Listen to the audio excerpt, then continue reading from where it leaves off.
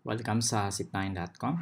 This video tutuloy natin yung ating series about rational expressions, no? And kung sinusundan niyo itong series natin, sinagutan natin itong dalawang question dito, no? Sa previous video.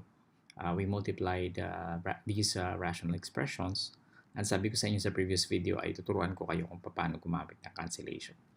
Now, the basic idea of cancellation is dividing the numerator and the denominator of a fraction by a certain number. So, for example, meron akong 4/6, no?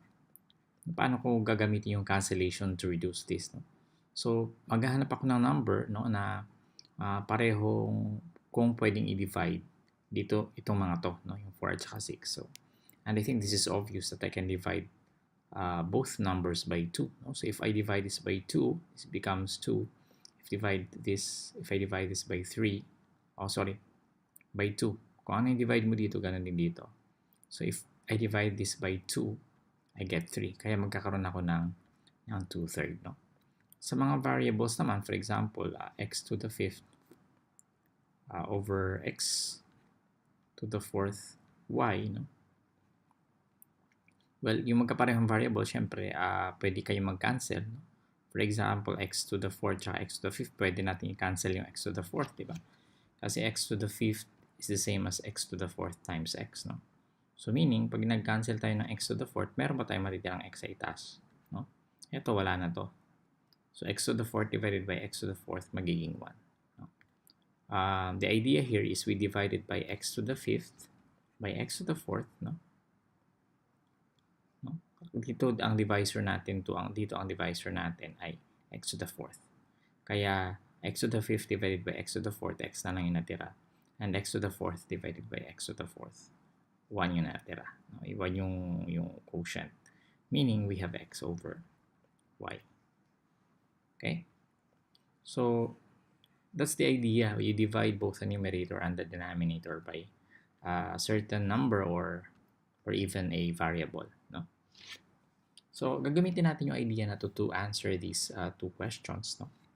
Let's have the first one. Siyempre, bago tayo pala mag-divide, because this is multiplication of rational expressions, madalas ay kailangan natin mag-factor no, bago tayo makapag-cancel. So, kung napanood nyo yung previous video, madali na lang to sa inyo. This is 3 times quantity x minus y. Meron tayong common factor, nilabas natin. And then I have a 6 in the denominator. Tapos 2x. This is, napapansin nyo ba kung ano yan? That's difference of 2 squares. No? Pag meron kang perfect square separated by a minus sign, you get, you have two binomials, no? Na may plus yan at saka minus, no? And then you get the square root of this, x yan, lagay mo pareho. And then the square root of this, y and y. So, pag chinek nyo yan, pag minultiply nyo itong dalawang to, magiging product like ganito. Hindi ko na ituturo ko sa inyo to kung paano ko yan kasi dinidiscuss yun sa factoring. No? So, panoorin nyo na lang yung factoring lesson natin. Now, saan tayo pwede mag-cancel dito? No? Now, pag meron kang rational expressions, minumultiply mo lahat ng numbers sa numerator. Meaning, pwede ka mag-rearrange dyan. Ganon din dito sa baba. No? Kasi multiplication is commutative. So, pwedeng ihuli mo yan. Pwede mong pagpalit-palitin. It won't matter kasi the product will still be the same. No? Parang 4 times 3 equals 3 times 4 lang. No? So, meaning, pwede ako mag-cancel sa denominator dito at saka numerator dito. It won't matter. O kaya, denominator dito at saka numerator dito, no? Basta ang importante, ang ika-cancel ko sa numerator ay ang denominator. Hindi pwedeng parehong denominator at parehong numerator. Dapat pares siya, okay? Ng numerator at denominator. So dito, pwede ako mag-cancel ng x minus y, no? So we divide both sides by x minus y or both the numerator and the denominator by x minus y. Kaya maglalagay tayo ng 1. X minus y divided by x minus 1 minus y is equal to 1. X minus y divided by x minus y is equal to 1. And then what about yung 6 and 3? 6 divided by 3. Pwede tayo mag-divide pala ng 3. Both the numerator and the denominator. So 6 divided by 3 is 2. 3 divided by 3 is 1. Meron tayong 2 dito, meron tayong 2 dito. So, pwede natin silang i-divide by 2. 2 divided by 2 is 1. 2 divided by 2 is 1. Meron pa ba? Wala na, no? So, pag natapos nyo na i-divide, tapos na kayo mag-cancel, so multiply nyo lahat ng numerator, then multiply all the denominator. So, I have 1 times 1 times 1 times x, so that's x. And I have 1 times x plus y times 1, which is x plus y. So, kung napanood yung previous video, makikita nyo ito rin yung sagot natin. Now, the disadvantage of cancellation is, kung makikita nyo, nagiging messy siya. So, pwede kayong magkamali dyan. That's why you have to be careful. No?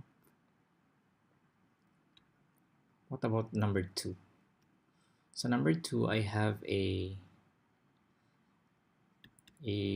trinomial. We have x squared plus 4x plus 3, which can be factored as, pag x squared yun dito, syempre parehong x yan. Pag 3 yun dito, this is the product, no, ng dalawang terms dito. So, ang product, anong number na ang product ay 3. It's either 3 and 1, tsaka negative 3, negative 1. Pero kung makikita nyo, pareho tayong plus. So, malabo tayong magkaroon ng negative, no. So, meaning, 3 and 1 yan, parehong plus, no. You can double check, no. At makikita nyo, pag may multiply nyo yan, ito na yan. Nasa baba naman, we have 2 times quantity x plus 1. No? So, nilabas natin yung 2 kasi ay common factor siya. At the same time, here we have x over, yung baba natin is also difference of 2 squares. So, that's x plus y.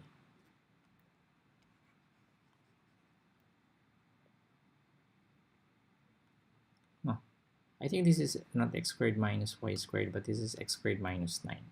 Kamali yata tayo dito. So, this is x squared minus 9.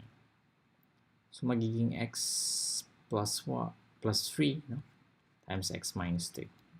So, difference of 2 squares, gawa ka ng dalawang binomial, you get x, the square root of this is x, square root of this is 3, and then you add, and then you subtract. No? So, yun yung pinaka-algorithm niya. So, alin ang pwede natin i-cancel? So, yung x plus 3, saka x plus 3 ito pwede. So, 1 yan. Lagyan natin ng 1 pa rin tayo. Malito, I have an x plus 1 here. And an x plus 1 at the denominator. So, meron ba ba? So, meaning, the correct answer is 1 times 1 times x. That's my denominator. Sorry, that's my numerator. And then, I have a 2 times quantity x minus 3. Which is my denominator. Now, in some cases, yung mga teachers gusto nilang i-distribute yan. So, 2x minus 6 kung gusto nyo. X over 2x minus 6. No? But for me, pag ito na, okay na sa akin yan. So, you have to talk to your teacher kung alin yung mas preferred niya yung final answer. Okay? So, I hope meron ka natutunan sa video na to. I'll see you in the next tutorial. Bago pala tayo magtapos, invite ko kayo sa ating YouTube channel. We have more than 700 videos already at youtube.com/user/sit9ph. And syempre, you like our Facebook, facebook.com/sit9ph. Maraming salamat. See you in the next tutorial.